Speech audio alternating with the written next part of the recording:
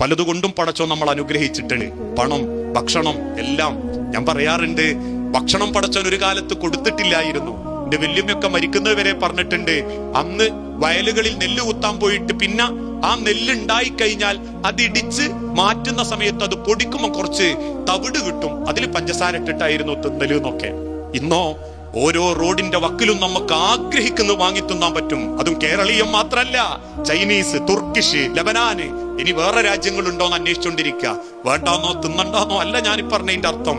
ഭക്ഷണം കൊണ്ടും പണം കൊണ്ടും പദവി കൊണ്ടും സൗകര്യം കൊണ്ടും പടച്ചോ നമ്മൾ ആഗ്രഹിക്കുമ്പോ, പണ്ടുകാലത്തൊന്നും മലമൂത്ര വിസർജനം നടത്താൻ പെൺകുട്ടികളും പെൺമക്കളും രാത്രിയാവാൻ കാത്തിരുന്നു. അന്ന് ബാത്റൂമുകളില്ല, വിസർജിക്കാൻ ഒരു സ്ഥലല്ല. ആരാന്റെ പറമ്പക്ക് കയറിപ്പോകുന്ന കാലഘട്ടത്തിൽ നിന്ന് അവനാന്റെ ബെഡിന്റെ തലക്കും ഭാഗത്ത് ബാത്റൂം ഉണ്ടാക്കുന്ന വികസനത്തിലേക്ക് നമ്മൾ എത്തിയിട്ടുണ്ടെങ്കിൽ മറക്കാൻ പാടില്ല പടച്ചോനെ.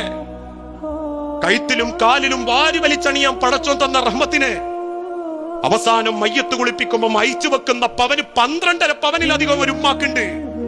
അതിന്റെ ഒരു 10% വേണ്ട, ഒരു പണത്തൂക്കം നിന്റെ കവറൊന്ന് വെളുക്കാൻ തിളങ്ങാൻ മാറ്റിവെക്കാൻ പറ്റിയിട്ടില്ലേ? അയച്ചു മാറ്റുന്ന സ്വർണ്ണാഭരണങ്ങൾ തിരിഞ്ഞു കുത്തുന്ന ഒരു ദിവസം വരും. ആ തിരിച്ചറിവാണ് മനുഷ്യരെ നമ്മളെ കബറിലേക്കുള്ള സമ്പാദ്യം. ആ സമ്പാദ്യത്തിന് അള്ളാഹു നൽകുന്ന അവസരങ്ങളാ ഇങ്ങനെയുള്ള അറബി കോളേജുകളും ബാക്കിയുള്ള കാര്യങ്ങളും ഒക്കെ. ഞാൻ